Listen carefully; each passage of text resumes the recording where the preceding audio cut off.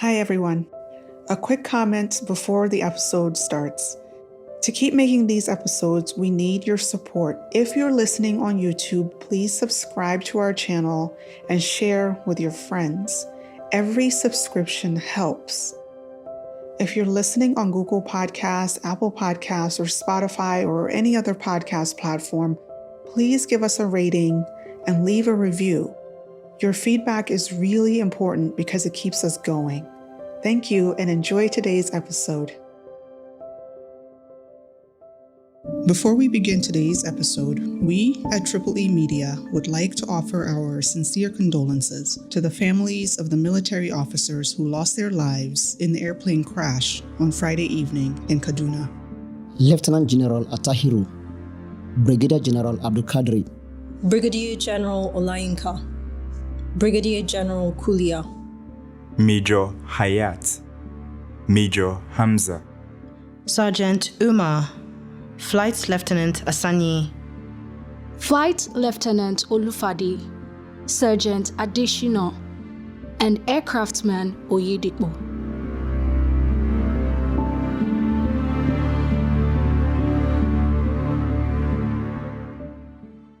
On to today's episode. On Wednesday, the 28th of April, Nigeria's House of Representatives voted on a bill.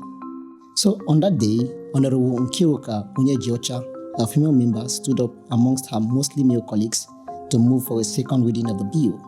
A bill for an act to alter provision of the Constitution of the Federal Republic of Nigeria, 1999, to create additional special seats for women in the federal and state legislative houses. Mr. Speaker, I move that this bill be read the second time. After the reading, the Speaker of the House of Representatives, Femi Gbajabiamila, who is sitting at the head of the House, then says, "It's a very good bill. It's an opportunity for us to be on the positive side of history. Those in favor, please say aye. Those against, please say nay." Now, Honorable Gbajabiamila is about to lift his gavel after the ayes, but then he hears the nays. He lays his gavel down and then he says, No, clearly the ayes have it, but I want the nays to mention their names. The ayes clearly have it. Those who are against the bill to include women in our political life, please say nay. Please stand up for recognition. Stand up for recognition. Stand up for recognition, please. And you can hear the chuckling from the members of the House, but as the camera pans, no one stands up. With a smile on his face, he then says, "The ayes have it." And with that, the bill HB 1301 to alter the constitution to create more inclusion for women in Nigeria's federal and state legislative houses sailed through second reading. Now, the bill is on its way to the Committee on the Review of the 1999 Constitution. If the committee upholds it, it goes for a third and final vote in the House before it moves to the Senate.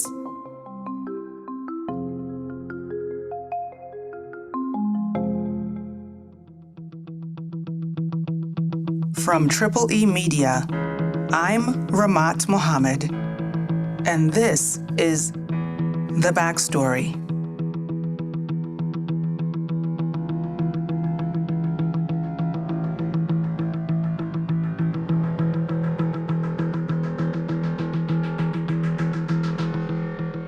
Two weeks ago, we brought you an update about the bill to increase women's legislative seats in the national and state assemblies. And we said at that point that we were cautiously optimistic because we had not had a chance to review the bill in depth. But we've now reviewed it. And of course, the devil is in the details. And the details of this bill on the surface, it gives women seats. But while those seats are in the room, they're not actually at the table. Nabilah and Richard are here to explain. This bill gives women the numbers, but without the actual voice. It allows Nigeria to say to the world, look, we've increased females in legislature. Look at the numbers, but when it comes to empowering meaningful and sustainable participation, this bill falls short. Right now, we have 469 national legislators, and only 20 are women. In the state assembly, there are about 14 or 15, about 15 states with no woman in their state legislature.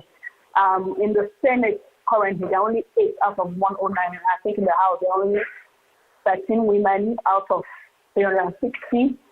So if you add those two numbers in the Senate and House and do the percentage, it's not up to 5%. Nigeria is below 5%. Nigeria is, in fact, if you check the Inter-Parliamentary Union database on women in politics, Nigeria is actually the bottom two.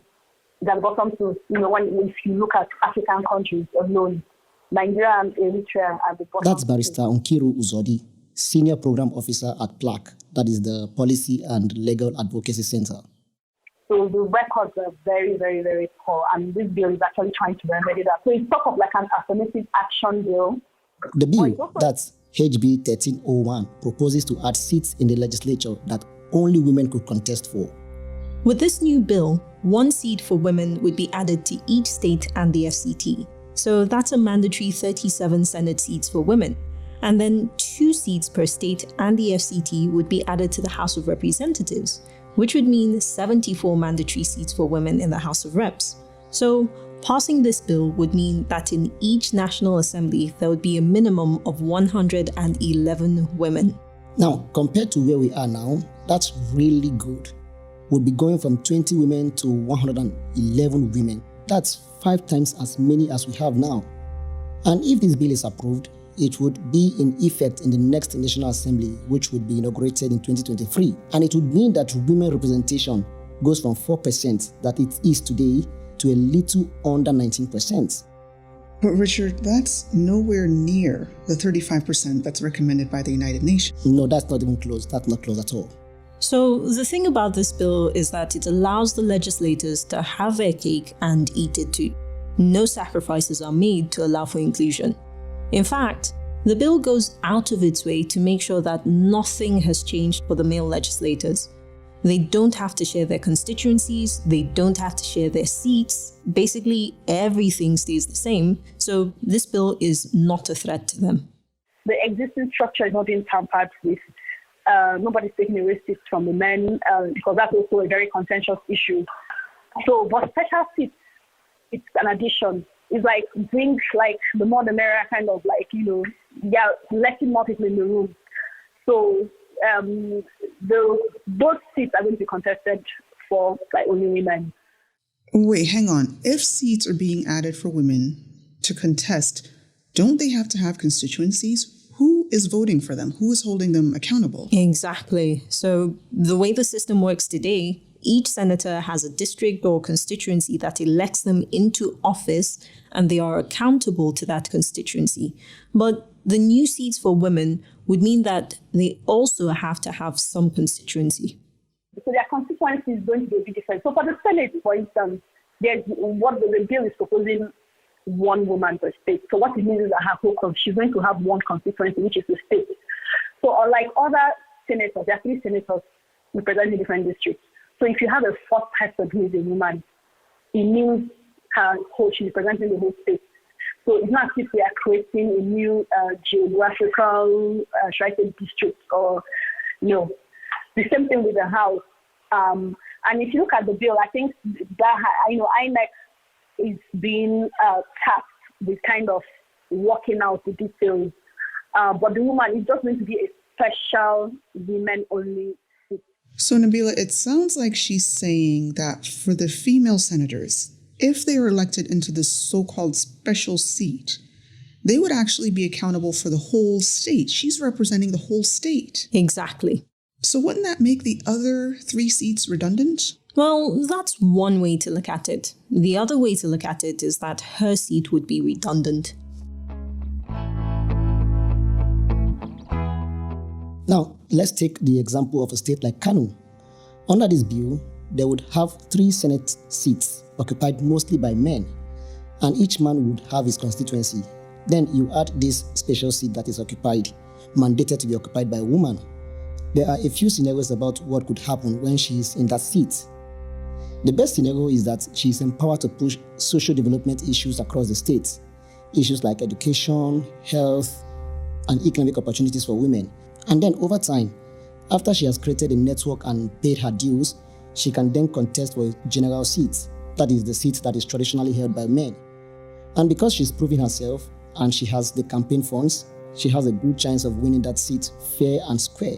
Now, in that scenario, the special reserved seat would convert into a general seat occupied by a woman. And we've seen this happen in other places like Mumbai in India, for example. After the quota system was removed in the Mumbai municipal elections, women were 5 times more likely to win the general non-quota seats. So that's the ideal scenario.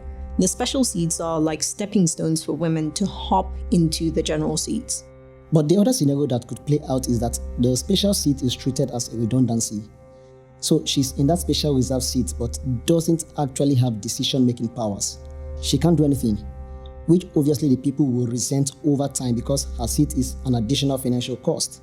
And in this scenario, the men can say that the women should stick to their seats. We've seen this play out in Uganda. The special seat system in Uganda has actually discouraged women from competing for general seats. We also have the scenario where the special seat becomes a political tool to be used by the political parties only when it's time to secure votes in the assembly. Again, we have seen this scenario play out in Uganda. The incumbent party, that's the National Resistance Movement, has used the quota system to maintain its dominance.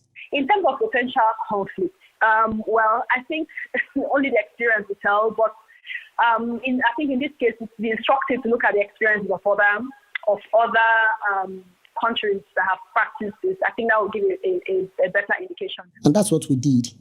We reviewed Uganda and Tanzania. These are 2 countries that have increased women representation by, adding special reserve seats to the legislature. In 1985, Tanzania passed a law to add special seats for women to their legislature. Uganda did the same thing a few years later in 1989. By 2015, both countries had over 30% female representation in their legislatures. Okay, so let's take a look at these 2 countries and focus on the first scenario. In that scenario, the special seat is actually empowered to make decisions, so the special seat is then converted to a general seat occupied by women. Exactly. Now, if we look at Uganda and Tanzania, how many seats have converted since they started this quota system? How many seats can women say that they have won fair and square? Well, unfortunately, not many. According to a 2018 study by Wang and Yoon published in the Journal of Modern African Studies, Tanzania's legislature had 8 female legislators in general seats in 1995. By 2015, that number had only risen to 25. Uganda had 8 females in general seats in 1996. 20 years later, in 2016, they had only 18. So conversion has been extremely low in these countries, meaning that if those countries were to remove the special seats, female representation would be around 5%. And that's after 20 years, 2 decades of having this policy in place. That's right. Nigeria's proposed bill actually wants to review the special reserve seat system after 16 years to see if it is effective. And if we are to learn anything from experiences in Uganda and Tanzania, we probably won't be able to convert as many seats after 16 years. So at that point, we would be right back to where we are now.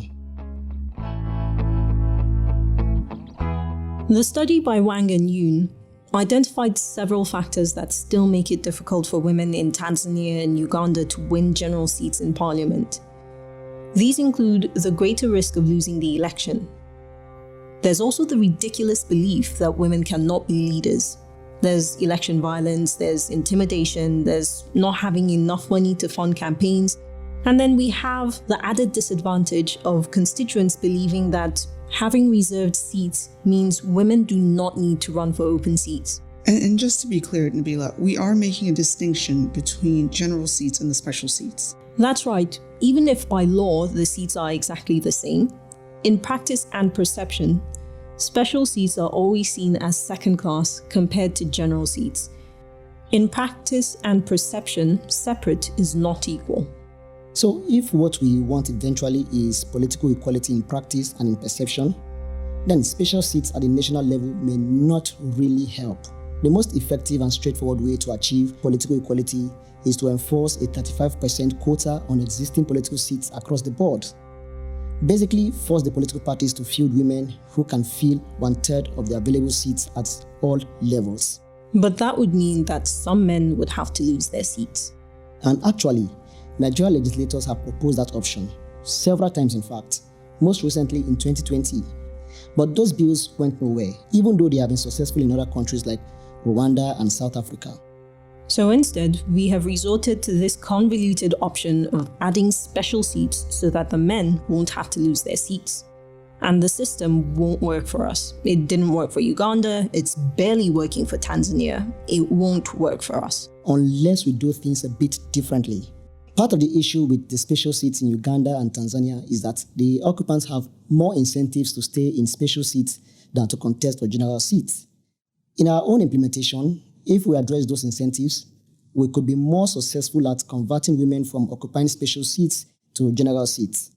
Another way to get a different outcome than what Uganda has experienced is, instead of having people vote directly for specific female candidates, we allow the political parties to choose a qualified and committed candidate for that special seat through a transparent and fair process. The other thing we can do is, in addition to special seats at the national and state assemblies, we should think about adding special seats or quotas at the local government levels. Having more women in the local government and having them work their way up will likely be a more sustainable way of converting seats for women at the national and state assemblies.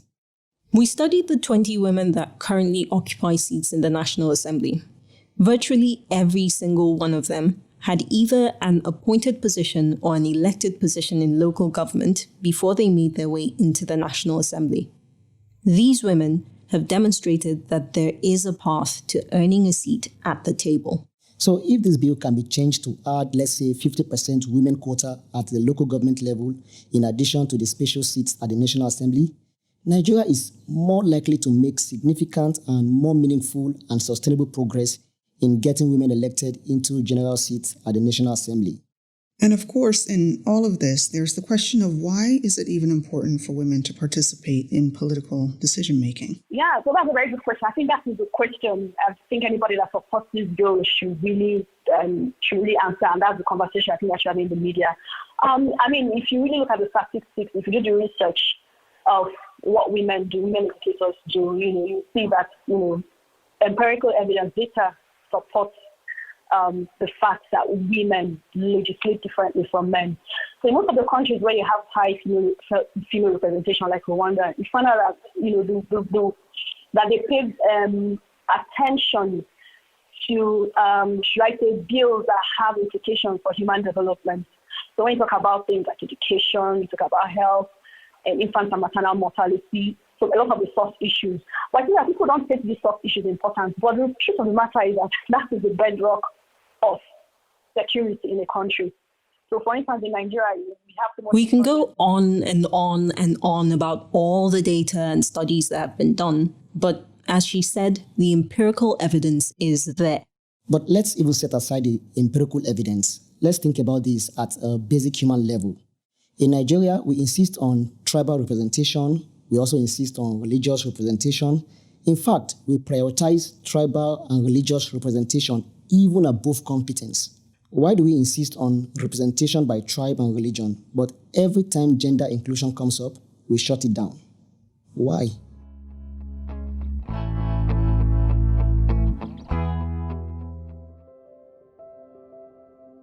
The answer to Richard's question is actually quite simple. We don't take discussions about women's inclusion seriously because there's no force behind the discussions. Sitting quietly in a corner, waiting patiently, and asking nicely has never led to inclusion for any group. No one shares power willingly. Do you ever have a friend who's in a terrible relationship? Maybe it's even abusive, and they complain and complain, but they don't do anything about it. It's because they haven't had enough. They haven't been pushed to their breaking point. If women are willing to take this half-baked deal this so-called beautiful bill and claim victory, then we definitely haven't had enough. We are willing to sign up for more abuse and neglect because that's what this bill does. But wait, doesn't it make sense to just try the bill, and if it doesn't work out, we can always renegotiate it in 16 years? Hogwash. Once this bill goes into effect, I will bet everything I have that 60 years from now, that's 60, we will be operating under the same bill. If women can't get seats at the table, it's time to knock over the entire table. Either we hold the government ransom until we get the 35% minimum quota of existing seats, or we accept this bill with the amendment for 50% quota at the local government and judicial levels. The bill as it stands right now does not go far enough, and from the examples in Uganda and Tanzania, it will not translate into true inclusion. We are Nigeria. We can do so much better. Now, for those who say, well, the society is not ready for such a drastic shift. The southern part of the United States wasn't ready to end slavery until they were made to do so. Sometimes government has to force a change, but when government itself isn't willing to change, something else will have to force the change.